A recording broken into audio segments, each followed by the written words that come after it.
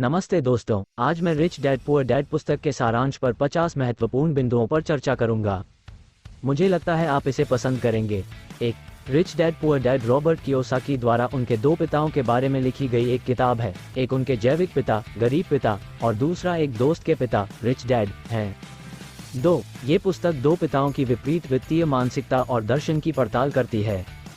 3. पुस्तक का मुख्य पाठ वित्तीय शिक्षा और पैसा कैसे काम करता है ये सीखने के महत्व के बारे में है। 4. यह आय के लिए केवल नौकरी पर निर्भर रहने के बजाय आय उत्पन्न करने वाली संपत्तियां हासिल करने की आवश्यकता पर जोर देता है।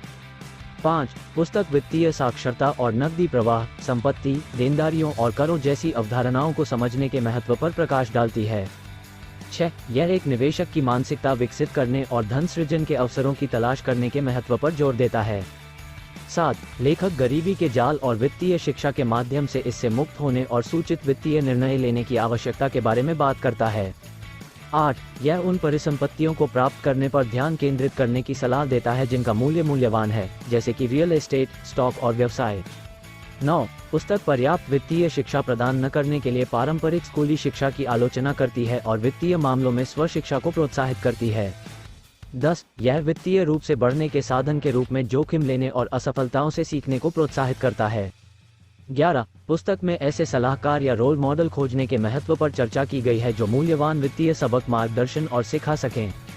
12. यह एक मजबूत कार्य नीति विकसित करने और किसी के कौशल और ज्ञान में लगातार सुधार करने की वकालत करता है। 13. लेखक वित्तीय स्वतंत्रता प्राप्त करने के लिए आय के कई स्रोत बनाने के महत्व पर प्रकाश डालता है।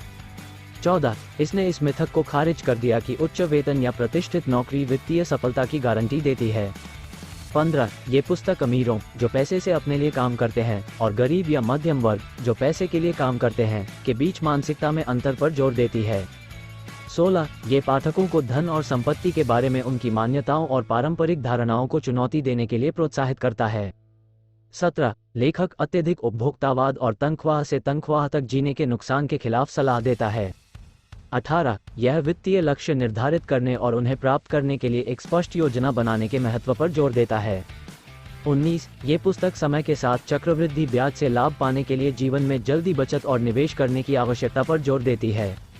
20. यह वित्तीय अनुशासन, विलंबित संतुष्टि और अपने साधनों से नीचे जीवन जीने के महत्व पर प्रकाश डालता है। 21. पुस्तक वित्तीय स्वतंत्रता की अवधारणा और जुनून और उद्देश्य के आधार पर चुनाव करने की शक्ति पर चर्चा करती है। 22. ये जोखिम लेने के डर को संबोधित करता है और पाठकों को वित्तीय सफलता प्राप्त करने के लिए इस पर काबू पाने के लिए प्रोत्साहित करता है।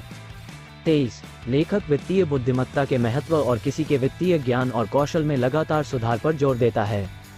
24. यह एक सफल व्यवसाय चलाने में व्यावसायिक मानसिकता रखने और नकदी प्रवाह के महत्व को समझने के लाभों के बारे में बात करता है। 25. पुस्तक पाठकों को अपने वित्तीय भविष्य पर नियंत्रण रखने और केवल दूसरों या सरकार पर निर्भर न रहने के लिए प्रोत्साहित करती है।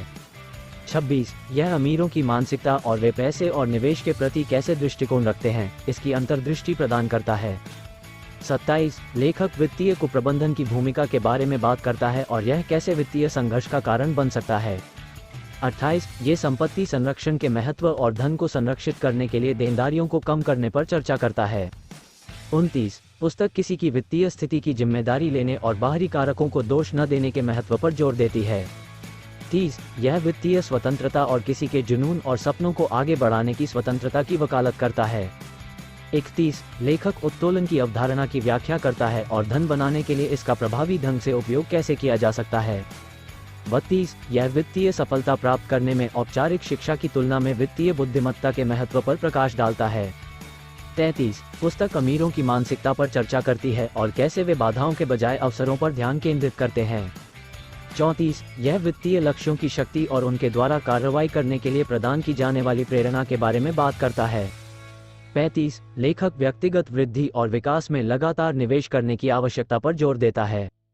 36. यह अपने आप को समान विचारधारा वाले व्यक्तियों के साथ घेरने के महत्व पर चर्चा करता है जो वित्तीय सफलता का समर्थन और प्रोत्साहन करते हैं। 37. पुस्तक वित्तीय नियोजन के महत्व और धन सृजन के लिए दीर्घकालिक दृष्टिकोण स्थापित करने पर जोर देती है। 38. ये ऋण के मुद्दे को संबोधित करता है और इसे बुद्धिमानी से प्रबंधित करने और लाभ उठाने के लिए रणनीतियां प्रदान करता है। 39 लेखक भावी पीढ़ियों के लिए विरासत बनाने में वित्तीय स्वतंत्रता की भूमिका पर प्रकाश डालता है। 40 ये पाठकों को वित्तीय चुनौतियों को विकास और सीखने के अवसर के रूप में अपनाने के लिए प्रोत्साहित करता है। 41 ये पुस्तक असफलता के प्रति अमीरों की मानसिकता के बारे में बात करती है, इसे सफलता की सीढ़ी के रूप में देखती है। 42 यह वित्तीय बुद्धिमत्ता की अवधारणा और इसे व्यवहारिक अनुभव और स्व शिक्षा के माध्यम से कैसे विकसित किया जाए, इस पर चर्चा करता है। 43 लेखक पैसे कमाने के विभिन्न तरीकों जैसे निवेश करना, व्यवसाय शुरू करना या अचल संपत्ति का मालिक होना के बारे में अंतर्दृष्टि प्रदान करता है। 44 यह वित्तीय स्वतंत्रता और व्यक्तिगत मूल्यों और लक्ष्यों के आधार पर चुनाव करने की शक्ति की वकालत करता है। 45 पुस्तक सीमित मान्यताओं पर काबू पाने और प्रचुरता और अवसर की मानसिकता अपनाने के महत्व को संबोधित करती है।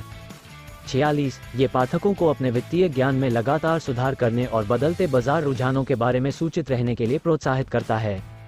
47 लेखक बजट बनाने और खर्चों पर नजर रखने सहित व्यक्तिगत वित्त के प्रबंधन पर व्यवहारिक सलाह प्रदान करता है। 48 पुस्तक सफल लोगों से सीखने और ऐसे सलाहकारों की तलाश करने की आवश्यकता पर जोर देती है जो मार्गदर्शन और सहायता प्रदान कर सकें। 49 यह वित्तीय स्वतंत्रता की अवधारणा और अपनी शर्तों पर जीवन जीने की क्षमता पर चर्चा करता है। 50 लेखक ने कार्रवाई करने और पूरी किताब में सीखे गए सिद्धांतों और पाठों को लागू करने के महत्व पर जोर देकर निष्कर्ष निकाला है। अपना कीमती समय देने के लिए धन्यवाद।